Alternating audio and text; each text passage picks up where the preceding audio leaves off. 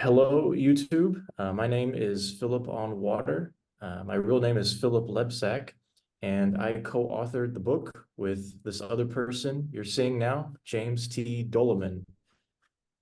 James, how are you? I'm good. How are you?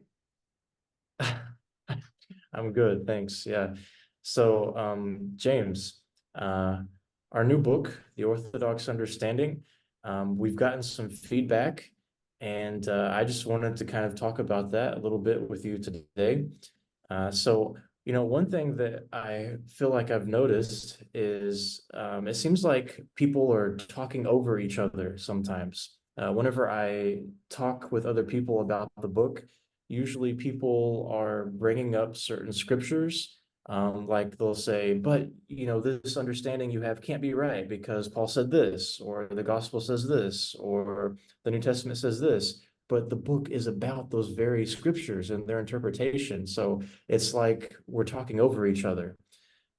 So to give you an example, like people aren't even reading the book. They're just coming to us and saying, well, Paul said in Ephesians or he said in Romans, the uh, gospel is that you're saved by grace through faith, not by works of the law. Well, that's exactly the point of the book is what do those terms mean? Like what does grace mean? What does faith mean? What does works of the law mean? All those things have to be properly interpreted, and apparently it's not as clear as what some people think it is. Apparently those things are not understood by people who are reading the Bible in English, which is why we wrote the book, and whenever you understand the original languages and what they're actually communicating, and you understand the ancient culture, and you understand some of the things about the background in the first century and of Paul's background and so forth, this type of thing, you realize that the understanding of the text is in some ways radically different than what you think the text means today in your modern English Bible. So, for instance, the gospel saying that we're saved by grace through faith, not by works, actually means we're saved by God's graciousness, His benevolent character, through faithfulness, through works, not through mental assent or belief just in your mind, but by your Wow. faithfulness, your actual works, which is what pistis means in Greek. Yes. And then the works of the law, we've come to the realization that is actually a technical term that Paul uses to refer to a specific part of the law, not the whole law. He's not referring to being a moralist or like or doing good works in general, which is what the reformers thought. He's Mm. actually just referring to the laws that make a Jew, that Yes. distinguishes the Jewish people, like circumcision, like the Sabbath, like food laws. Whereas the other laws, the moral laws, Jesus actually made those more difficult to keep. That's what we find in Irenaeus, right? So Yes. it seems like so this is, these are the very reasons why we wrote the book, is because you have to unpack all those words and all the background to actually understand the text. But people, it seems like people are talking over us. They're just eisegeting things into the text and then just spewing that out back at us rather than Yes. actually dealing with our claims. Like I rarely see in my interactions people actually trying to counter my claim and argue against the claim itself. Nobody's trying to provide evidence for my claim, which is that the works of the law doesn't mean a technical Mm. term that's referring to a Mm. specific law or something like this. Rather, they're just giving us more eisegesis from different scriptures, which Mm. isn't really helping. So that has been what I've found since I uploaded the promo about a week ago. Mm. What do you think about that? What are your Well, thoughts? Have I you had any think interaction with people about this yet? And how do you feel about that?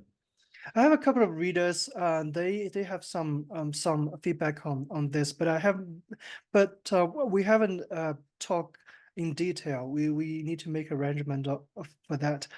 But I think the kind of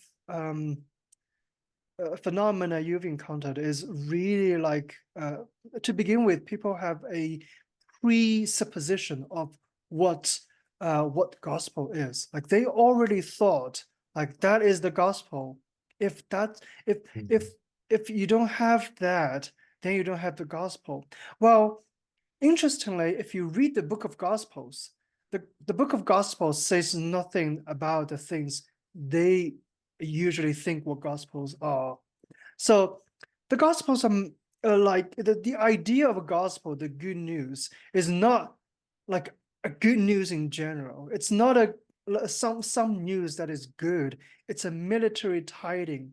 So without the military nuance of this specific term, I don't think people properly understand what gospel is, and then try to read all kinds of things into the idea, and then apply this idea to all kinds of, let's say, minor good newses in the New Testament. For example, God's graciousness, God's gifts, and these are all good. These are all like lowercase good newses, but they are not the good news. They are not the cosmic military victory tiding that's about the victory of Christ over all the opposing power, all the evil powers in the world, in the cosmos, in the spiritual and physical world.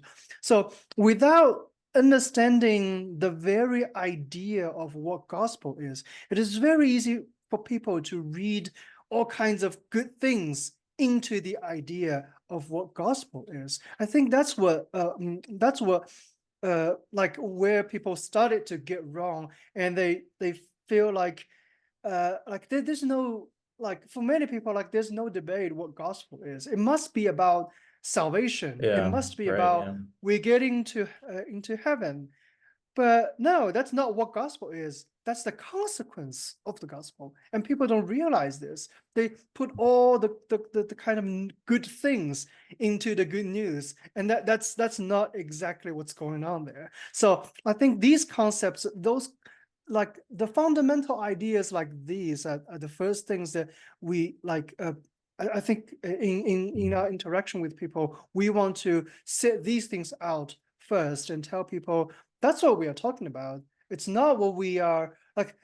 We're not saying that no, you're not going to heaven if you like, if you like try to establish your own righteousness. Of course, our salvation comes from God's graciousness. It's not our own, like we are not establishing our own righteousness. Of course, that's true, and also like it's not that you don't have to believe, like there's no intellectual assent at all. That's not the case either.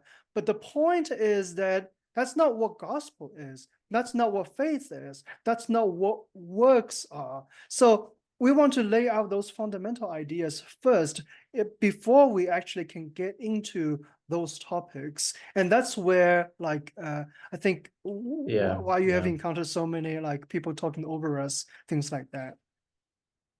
Yeah, no, yeah, I agree. Yeah, it's kind of hard to do the work we're trying to do because, like you said, it's where we're trying to lay down some fundamental ideas, and it's those very fundamental ideas that people presume, and so they already start thinking, oh, I don't need this because I already know what the gospel says because it says this, but they don't realize that they're reading into it something, right? I Yeah. guess I should have started with this question, but next question is why did you want to write this book? Well, I want to write this book because well, I think we want to write this book because we want to first of all present our own journey from a Protestant background to the Orthodoxy, and that journey is not necessarily like like Well, of course, it's an experience. It's spiritual in many ways. We went to church. We talked to the priests. We have a lot of wonderful spiritual experiences. We talked to the bishop and people like that, and that's a part of it. But a more important part of it, I should say, the majority part of our journey is the intellectual part, because we are sort of like we are students in the seminary. We were students in the seminary, and we try to figure out things. We try to learn things, and the things we've learned, we realize that the more we learn, the more we realize that what we've like how to say, what we thought We're kind was of true. bridging a gap, right? We're Right, doing right, something that hasn't really been done before, right? right. Because if you want to, anybody could just access the church fathers, the Orthodox church fathers, and you could read their works. You could access the works of the church online. A lot of them are available now. You could find out what the tradition is and what the church fathers say and believe, but it seems like there is a missing link in terms of the study of these things when it comes to connecting the tradition with the scholarly world in terms of like the study of the original languages and the ancient Near Eastern culture studies and this type of thing, which is what really we've been doing, right? Which is more of our academic interest. And That's so right. we have in our studies found the connection. And so basically everything that we have in our book, if you search for it diligently, anybody could find this stuff. But we're doing what other scholars normally do, which is we're connecting the dots, right? We Yeah. have the dots and we've connected them for you. So you can see that, these word studies and how they relate to what the tradition teaches, and you can see the consistency. So I think one of the most important aspect of what we're doing here is that um, uh, the church fathers think in a way that is different from how modern Western people would think, and we are used to, like, we as modern people, we are used to how modern people think, and we think in certain ways, we analyze things in certain ways that the church fathers did right. not. So it is very crucial for us to translate their understanding into how we can approach them. Like, the way they approach things is sort of too mystical, too general. When I first read church fathers in my earlier Christian years, what I realized is that they used a lot of biblical languages. They didn't explain this. They didn't analyze these terms, analyze these ideas, Mm. which was really annoying to me, because I was thinking, well, if you just quote the Bible, then you're saying nothing. You're not telling me what the text means, and that was really puzzling to me. But I think what we are doing here is to try to tell people that the reason why they quote the Bible like that and put it into the context, we realize that by quoting the text that way, that's how they understood it.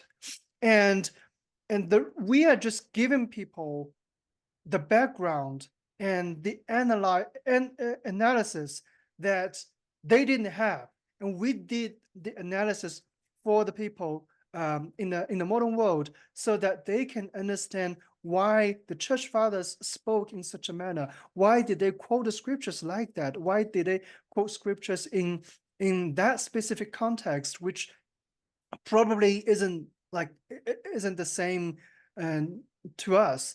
And so I think this Yeah. this this is a very important bridge to build, to help people see that what scriptures actually mean in the eyes of the church fathers, in the eyes of early Christians, and even Mm. like in the eyes of the apostles. Okay.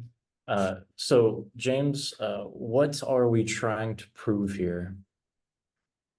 I think, well,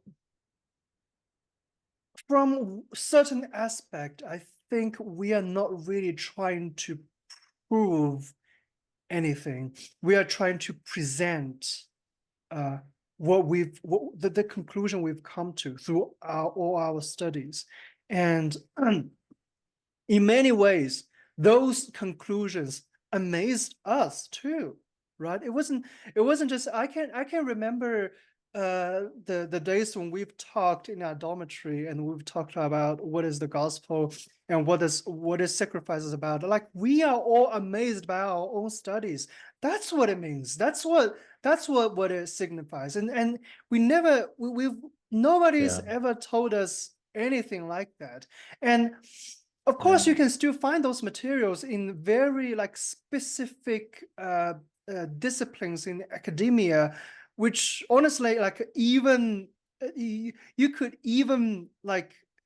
only find a handful of scholars in those areas. Like, it's too like a small of an area. Like, you don't even know these like people studying ancient Near East sacrifices. Like, it's so rare. But those studies are very important. Getting to know these materials really helps us to have a deepened understanding of what Scripture is all about. And these things amazed us, and we are presenting our conclusions. And by all those comparisons, by all those studies, we compile all those materials together, and we laid it out in our own language, in our own if I can say, not a very academic way, because we want to make it approachable to many like lay people like you and I, right? So I think that's there's the first academic thing. content, but it's presented in a way that's That's right. easy to read for. Yeah.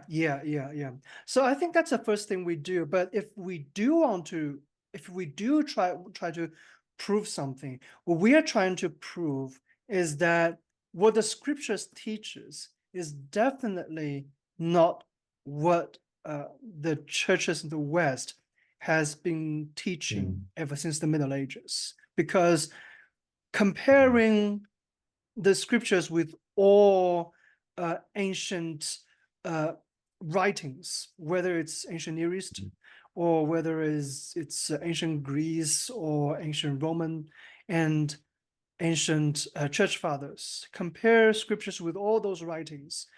Apparently, they understood Scriptures very differently from how Western people will understand the Scriptures. And I'm not just talking about Protestantism. I'm also talking about the Catholicism after the Middle Ages, because after the Middle Ages, Catholicism understands Scriptures, especially in a lot of theological concepts in terms of scholasticism. Scholasticism has such a great influence on how Western people think that people don't even really realize that they've already used those methodology, those way of thinking to think about Scriptures, which is not how ancient people would think. And that fundamentally changed that fundamentally changed our perspective on the Scriptures. And we are reading Scriptures in a way that is unimaginable to the ancient people. And that if we don't use the lens of the ancient people to read Scriptures, we are not going to understand Scriptures at all. Like, we are not going to understand not only the Scriptures per se, but also like the church fathers. Like, a lot of people reading the church fathers and think, oh, then they're not saying anything special. They're not saying anything theological. Not theological in a scholastic sense, but they are saying something that is profoundly theological if you understand what they are talking about. If you understand the way they organize their speech, the way they organize their thoughts, which is very different from modern Western thoughts. So I think that's, if we are trying to prove something, I think that's exactly what we are trying to prove. And we are also claiming that those later Western interpretation of the Scriptures and the later Western way of thinking when it comes to Scriptures and theology and all these type of things are from a very traditional ecclesiastical sense heretical. They are not in line Yeah. with how the apostles would think about these issues. They're not in line with how early Christians would think about these issues. And they are definitely not in line with how the Eastern churches have been thinking about these issues. So yeah, I think that's what we want to like really like in the core of our book. Like that's a fundamental underlying philosophy that we are promoting, that is like behind all our analysis, because we are trying to say, if you don't understand scriptures in through that mentality, you are not going to understand scriptures at all. Right. Yeah. Yeah. I think you brought up a really good point there, and that's the historical problem, right? It's that there you have these later historical problems that the medieval Western church was dealing with, or that that was in the forefront of their mind, and that has been carried down into the present. But those problems only go back so far. Like the concerns are clearly later. Okay. Something that I've noticed something that I've noticed, and this was the case for me too, whenever I was first coming to this realization of orthodoxy, and, the evidence lining up with it was, I had all these concerns in my mind about certain things, like, well, if this is the case, then what about this, or, if orthodoxy teaches this, well, then what about this? So to give you a specific example, Orthodoxy teaches we were saved, we're being saved, and we will be saved, but we don't know who is saved, right? Ultimately, right? That's not our call to make, and we don't know. It's the nature of demons to fall and never get up. It's the nature of angels to never fall, but it's the nature of man to fall and get back up again. And as long as we keep getting back up, we can be saved. And we're saved through our effort, through our works, not just through mental belief. You're already supposed to believe mentally, right? That's just a small part of it. Um, and so, one thought that went through my mind when I was first coming to the realization that we're saved through our works, was that, well, I sin all the time though, right? So how can I be saved, right? Because you're always sinning. But you have to recognize the stuff that I just said. We have to keep getting back up. We have to keep trying and work out our salvation with fear and trembling. But it's things like this. It's like it seems like there's these concerns, and some of them I think are anachronistic in the sense of they weren't concerns that the early church had, but they're concerns that we have. Like we have concerns specifically about certain things, like belief in certain doctrines that I don't think they did. Or the concern is about, or like, for example, like apologetics now is about, do you believe in Jesus, in your mind? But actually I feel like it was completely different in the ancient world, right? Because it was more about, are you being obedient to the Lord as opposed to other pagan gods, Yeah. right? So there's a whole different way of thinking about that. But it seems like whenever I talk to people that about the book and about these things, they're coming from that Protestant perspective that I was too, and so I can kind of resonate with that. These concerns that they have about certain specific things, but their concerns are anachronistic. Again, they're concerns that we feel from a Protestant perspective, but they can only go back so far. They only go back to the Reformation, but they don't actually take you back to the focus of what the early church was actually concerned about. And Yeah. so that, to give you another example, and actually we talked about this earlier today, something that came up was the binding of Isaac, Genesis 22. That is popularly taken to be a typology of Christ. Personally, I mean, I don't see a problem with that. I'm sure you probably don't see a problem with that either, but I think you and I both agree, though, that that isn't the focus, at least not from the New Testament's perspective, because the New Testament never connects the binding of Isaac with Christ. And even in the Apostolic Fathers, I did a check, and yeah, again, I think we talked about this earlier. Clement references it, and he doesn't connect it to Christ. He references it to obedience and faithfulness, which, of course, that's the larger theme of his letter. Those crazy Corinthians. He's trying to keep them under the reins. Yes. And then Barnabas references it too, but he takes it in some mystical, some other direction. He doesn't connect it to Christ, is the point. And so it seems like that is a later concern, to connect Genesis 22 to the typology of Christ, whereas the early church, apparently they didn't need to do that, because they already had, they were already using so many typologies that they already had. And they used that passage as an example, as a moral example of faithfulness and obedience. And um, by extension, they were also using it as an example. I think before the church, probably, the Jews were using it as an example to show that God does not want real child sacrifice, like the pagan Mm, cults were doing, like the mm, cult of Moloch, where they were yeah. actually sacrificing children to the heated up statue, Mm, putting it in the yeah. arms of the heated up statue of Moloch. Whereas the God of the Bible does not want child sacrifice. So in like a very basic sense, that seems to be one of the points. But in in the early church fathers, the apostolic fathers specifically, their focus is on the faithfulness and obedience. Whereas today in the Protestant West, it seems like their concern is entirely different. And so whenever I talk about some of these things, that's just an example, but so whenever I talk about some of these things with people, it seems like they're holding on to these concerns.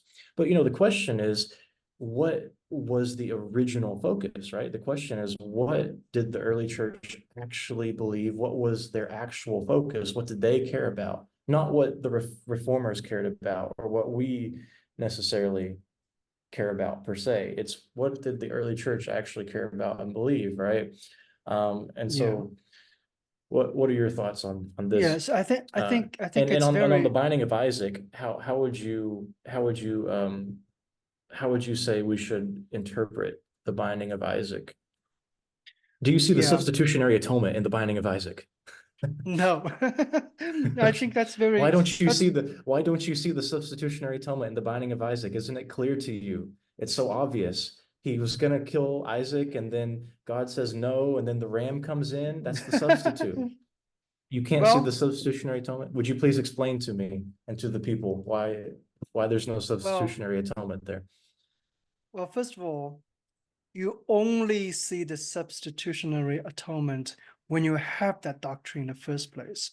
The early church never had the doctrine of the substitutionary atonement. Therefore, they will never see the goat as a substitution to the Isaac.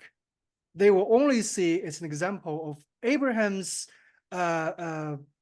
obedience, and maybe a type for like Isaac's own binding, Isaac's own self-sacrifice probably is a type or a a a um, a type or image for the future self-sacrifice of Christ, which is not in a very absolute form, because Isaac was not sacrificed ultimately. So that's like that. If that's a type, it's not a complete type. So you can only understand in a mystical way rather than a very substantial way, like the typology that you see Paul would use in other writings of the New Testament. And so that's very crucial. And also, like, just for a very annoying note, the idea of atonement is not present in that specific passage in Genesis. That passage has nothing to do with atonement, has Right, nothing exactly. to do with sin. It Right, yeah, only has, the only thing in the context that is talking about is obedience, how faithful Abraham is, how obedient right. Abraham is. And that's the Yeah, whole yeah. point. And that's It's, also how, it's, yeah, if you were to ask me, or if you were to approach me 2 years ago and you were to tell me the stuff that, you and I are now telling people, I would be like, are you crazy? Of course it's the substitutionary atonement. I mean, it's obvious, isn't it? But if you actually think about it, what you just said is true. There's no atonement there. There's no mention of sin. There's definitely no mention of appeasing God's wrath. That's nowhere in Genesis 22. The ram that he offers is a Thanksgiving sacrifice. It has nothing to do with the atonement, like what you just said. So it's almost like people are under a spell. It's like they've repeated the same thing over and over. It's like a mantra. It's like you repeat it so many times, and you think it's true, and then suddenly that's what you think. It becomes true to you, but it's actually not, right? It's like something you repeat over and over and over, and you just believe it. You just accept it. And I guess part of it is just how cultures work. It's a part of the cultural belief sphere of Western Christianity. And that's just how it ended up, apparently. They ended up interpreting that as substitutionary atonement. But if you actually analyze the text carefully, and if you actually look at it for what it is, that is something that is read into it, which we call eisegesis, right? It's something eisegeted into the text. That's right. That's right. Yeah. And again, so I think, yeah, go ahead. A lot of questions, a lot of problems that people have with certain texts, and a lot of problems people have with certain concepts, is like a lot of things they are thinking comes from a scholastic perspective. Like they try to analyze things from a certain way of thinking. They try to see things through a certain way of thinking, certain analytical way of thinking, which is not how ancient people thought. It's not. That's like, even though scholasticism is fundamentally a form of Aristotelianism, Aristotle didn't think in a way that scholastics thought. So that's a very strong irony. We can get into those in the future episodes. But what I'm trying to say here is that people don't realize that how especially for the Western Christians, they don't realize that how scholastic their way of thinking is, how medieval their way of thinking is. Not everything Middle Ages are bad, but there are certain twists that depart them from the ancient culture, that separates them from how ancient people would think. And that's what's the problem here. So the questions, the problems they've raised, the questions they talked about, like, for example, a lot of apologetics talks about, like nowadays, talks about whether God existed or not. Well, that's a very scholastic question. Ancient people didn't have to think about this issue. Like the very question itself is putting God into a category of philosophical discussion. That's not how ancient people understood deity. Just like I would never put you in a framework of a philosophical discussion, because that's just insane. How can you talk about people in a philosophical framework? But I guess in anthropology you have that, but you don't talk about a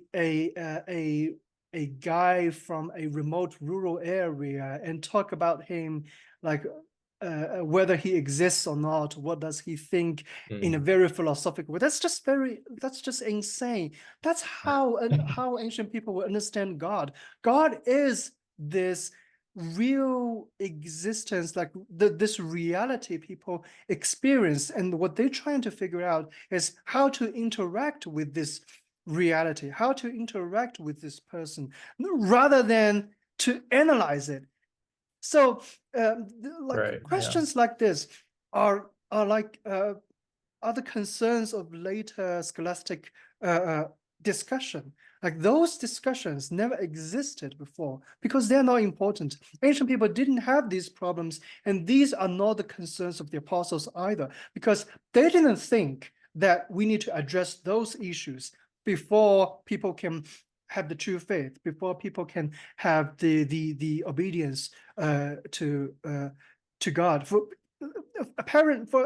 one of the apparent reasons that they knew Jesus of Nazareth, they claim him to be God, and they didn't need to prove to people there is a guy called Jesus, because on the official record and of so many witnesses of that time, they knew that that was a guy who was crucified by Pontius Pilate in year 33 on the cross. Everybody knows it in Jerusalem.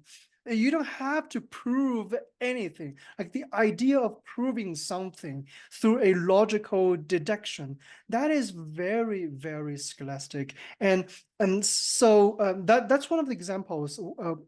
I think that's another example how people will think in a way that is very different from ancient people. But my point is that if that's not the concern of the apostles, and if that's not the question the apostles are dealing with, if that's something that the apostles have already assumed, we should assume that too, and we should bear their mentality. We should concern what they are concerned of, and that's how we get into our salvation. That's how we can like work out our salvation. And it's not by figuring out the questions we want to figure out. It's not like we shouldn't try to make the scriptures to say something we are trying to say. But it doesn't mean that scriptures does not have answers to the questions we have. That's not the case. The scriptures do have answers to some of the questions we have. For example, to say the myth of evolution told us that men are not created by God. Alas, that's not they are not the only ones who said that. Ancient Gnostics also said that God did not create man. So the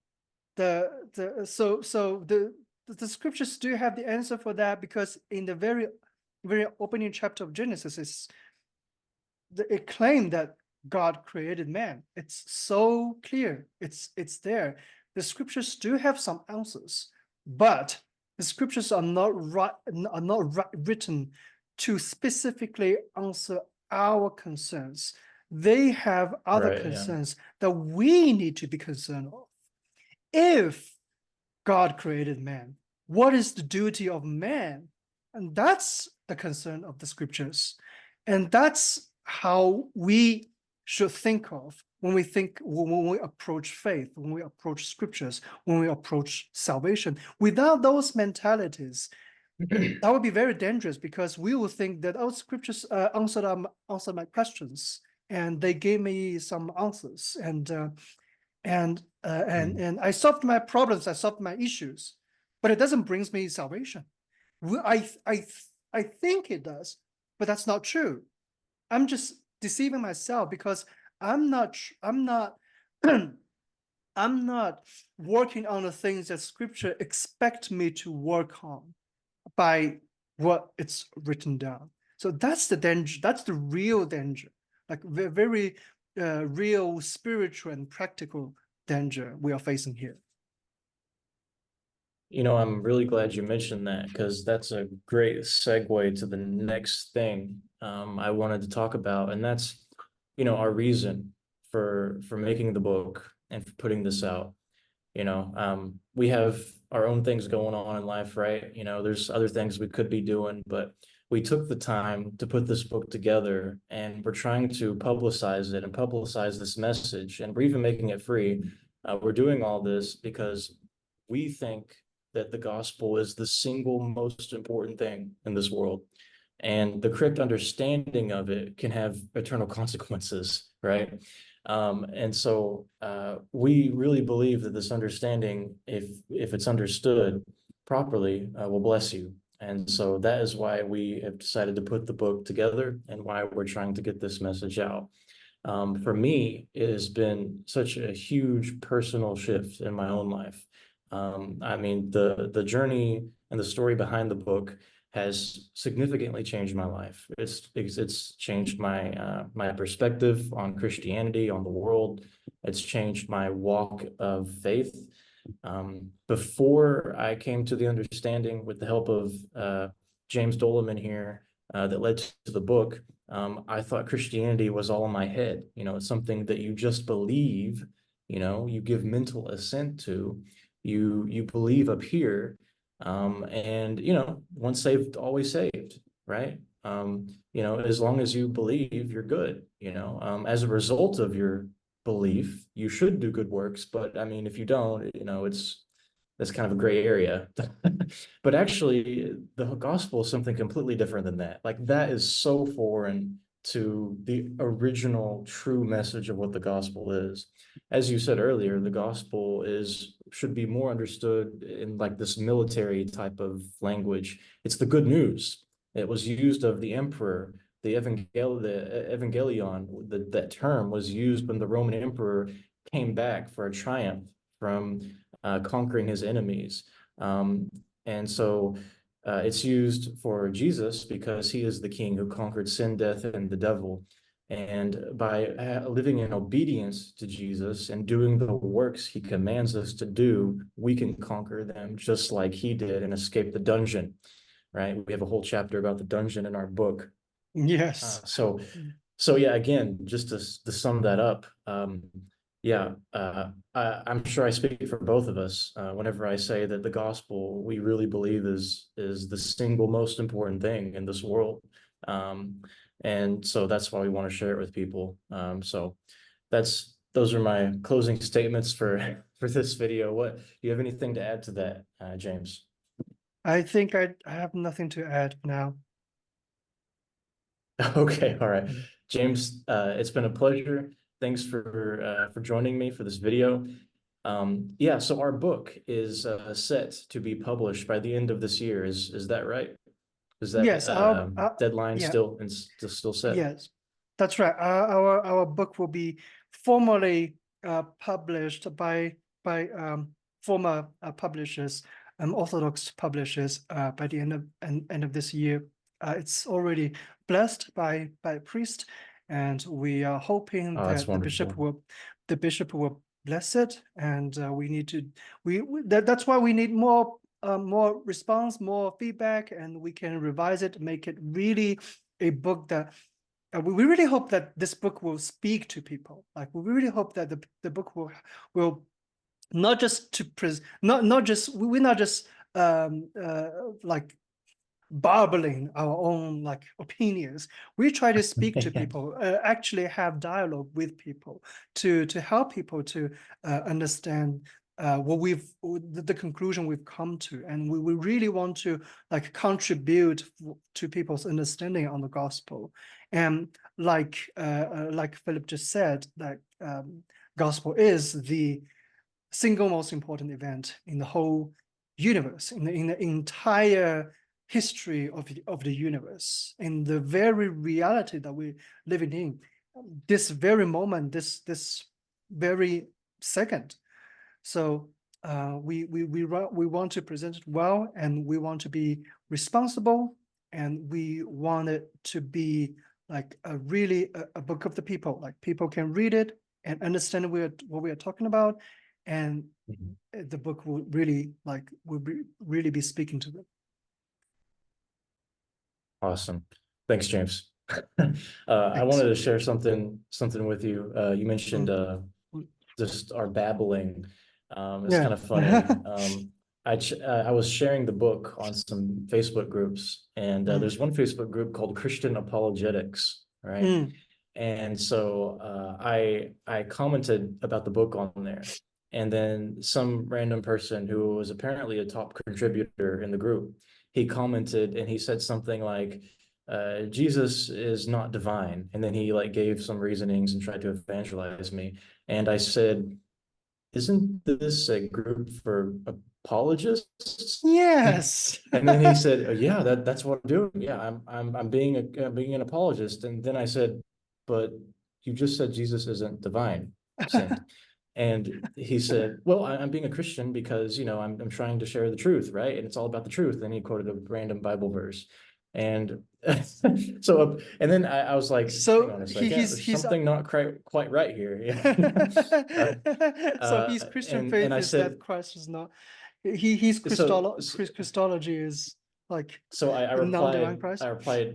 so are you an apologist for the divine Jesus or for the Arian Jesus or something else? And so apparently in that group, there's a bunch of just random people who are heretics or who have heretical views, apparently. Like they're not real apologists. Yes. It's like what in the world? Like what apologist would say Jesus is not divine? So, but of Mm, course, there's always trolls too, but I get the feeling this guy was serious. Like, I guess it's kind mm, of hard to tell, but he seemed like he was pretty serious. Anyways, I thought that was kind mm, of funny. Yeah. So yeah, we are not just giving random babbling. We have tried to show the consistency in the system of orthodoxy, as we would try to show that the Orthodox theology as a system is consistent. It's consistent with biblical teaching. It's consistent with the meaning of the ancient languages, Greek and Hebrew, of the original the Bible, and it is consistent with the cultures that stand behind the authors of the biblical text. And if someone finds something that seems like it's not consistent, I mean, of course, we don't have perfect knowledge of everything, right? But the question then becomes, which system is more consistent, right? And I think what you'll find is that the answer is that the Orthodox system is most consistent compared to the Protestant or the Catholic mm. theology. To put it in a negative way, the Protestant system is the least consistent.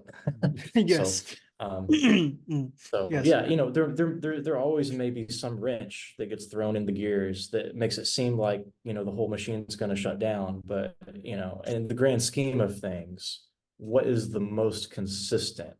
And so we have come to the conclusion that is orthodoxy, and that is what we present the book. So thank you Yes. for listening. That is all we have for this video. Join us again next time for the next one.